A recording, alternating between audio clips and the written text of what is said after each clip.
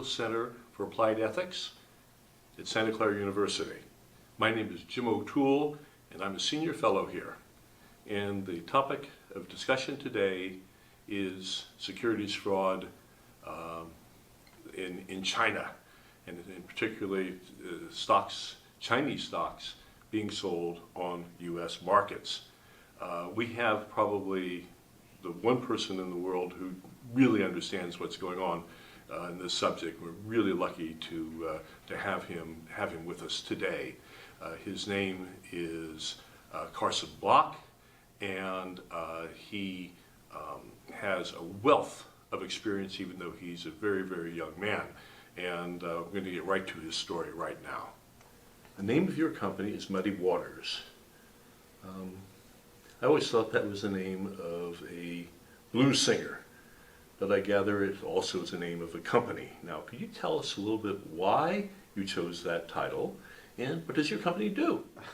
Yeah, well, we get confused for being blues fans all the time, and unfortunately we're not. But we took it from a Chinese proverb that translated is "muddy waters makes it easy to catch fish." Mm-hmm. And basically, the idea is that behind the proverb is that by creating opacity, one can make money. And so we started our business focusing on Chinese companies listed in the U.S., and we realized that there were a lot of companies that were committing fraud and defrauding U.S. investors. So they were creating and taking advantage of opacity in order to make money for themselves. So the idea was, our name was basically, to convey the idea that we understand how to navigate muddy waters, and we can punch through the opacity and show investors what the actual reality of these companies are. Could you give us a couple of examples of the kinds of fraud that these companies are committing? Sure. Well, the one that we're best known for was actually a company that was listed in Canada, but the company is called Sinoforce. And the reason why we're best known for that is that it had market cap of about $6 billion when we exposed it as a fraud, and it had $2 to $3 billion in debt outstanding as well. So this was a massive scam. And the company was constantly financing and sucking in more money from investors. And so the reality of this company is that the actual revenue was a tiny fraction of what it claimed. And we don't know what it really is. We just know that significant portions of what it claimed to generate were just not there. So it claims to have a number of suppliers, and we researched those suppliers. So there were 5 or 6 main suppliers that were purportedly selling $200 to $300 million worth of timber to Sinoforce per year. We researched those suppliers and saw that they were largely fictitious. There was one real supplier, but the actual volume of timber that this supplier sold to Sinoforce was 1/15 of what Sinoforce had claimed to buy.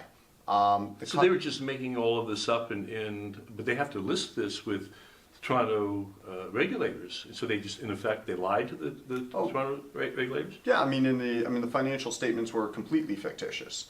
And we've seen that with a number of other companies.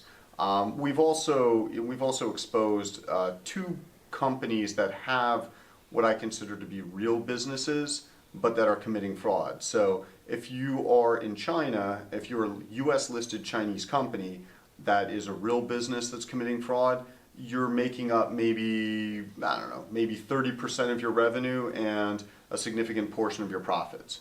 Those would be fictitious. But in the world of China frauds, that's actually not really that bad of a percentage. Most of the companies that we've exposed as frauds, or others that we've researched and we haven't written on, the real revenue was maybe 1 to 5% of what these companies were reporting in their U.S. financials. But I gather you make some money out of this. And how do you profit from your activities? So the model, it's not without controversy. But what we do is, once we have conviction that something is a fraud and we know that we'll be publishing a report on it, we go and we sell short the company's stock, and then we release a report. Now, of course, we disclose prominently on the front page of the report that we are short the stock. But if the market thinks the information that we've put out is high quality and investors agree with our analysis, they sell the stock and then we make money. If they do not think it's high quality information, then they do not sell the stock and we don't make money. Have you ever made a mistake with any of these companies, so that actually they were good companies and you accused them of fraud wrongly? Well, there are companies that we've published on where we haven't ultimately, quote, won, in that these companies, they were eventually, there's one company that was acquired at a higher price than the price of where it was when we published on it. And there's another company that's trading for more than it was at the time that we published on it. So those are not mistakes. Those are frauds. Those are actually the two companies that have the real businesses, but where they are committing fraud.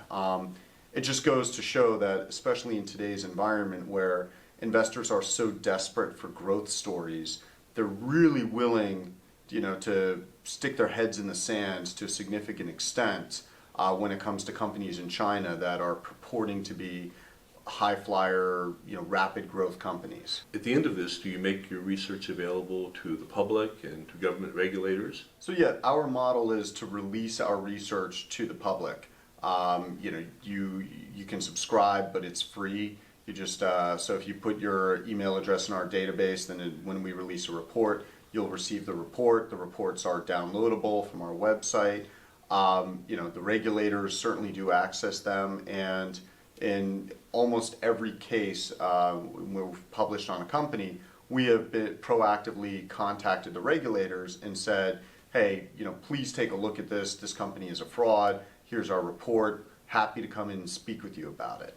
A couple of months ago, we had some financial analysts here at the Marketless Center, and these people were known for being real risk takers. But when they started to talk about the potential IPO of Alibaba, they said, no, we're not going to touch that. And I said, well, look, the company's a good company. Jack Ma is an articulate guy. He seems very thoughtful. If there's ever been a company that looks attractive coming out of China, it's really Alibaba. But you won't invest in it. And they said, no. So what you have to understand is that the entire business system, financial system in China is not transparent, and we don't think it's worth taking the risk. Do you agree with that? Do you think that's sound advice? Yeah, I think so. And where investors get burned, or sometimes are rewarded, but often it ends in tears. It ultimately ends in tears when something is too good to be true. And in the case of China, and a lot of these companies, that's really the first sign, is they are too good to be true. Now, I'm not saying that's the case with Alibaba. That is a real business. But it's a huge company. The disclosures in the prospectus are opaque. I do wonder why Alibaba, with this great business that generates lots of free cash flow, I do wonder why it feels compelled to raise $20 billion. But look, I don't see it being, it's unlikely that we would ever really look at that company and conclude it's a fraud. It is, as far as I can tell, substantially a real business. You're just reading between the lines of what you're saying. So it might seem that the Chinese have spotted a moral flaw in American investors. They seem to assume that we are so greedy, so after a quick and easy buck, that we'll believe anything and that we'll throw money at them if they make the wildest claims. So is a little bit of this our fault too? Yeah, there are faults on both sides. Obviously, if somebody's committing fraud,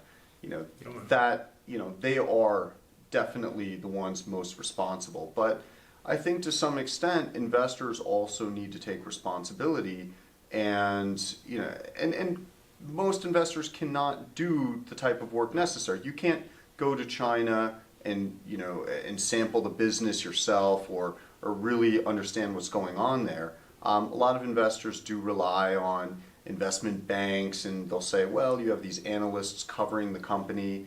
But what investors, unfortunately, in many cases don't get is that those analysts are usually not really, they're not incentivized to not put strong buys on companies. Carson, that was an absolutely incredible story, and I think we've all learned a tremendous amount from your willingness to share your experiences with us. Please keep up the good work. Thanks.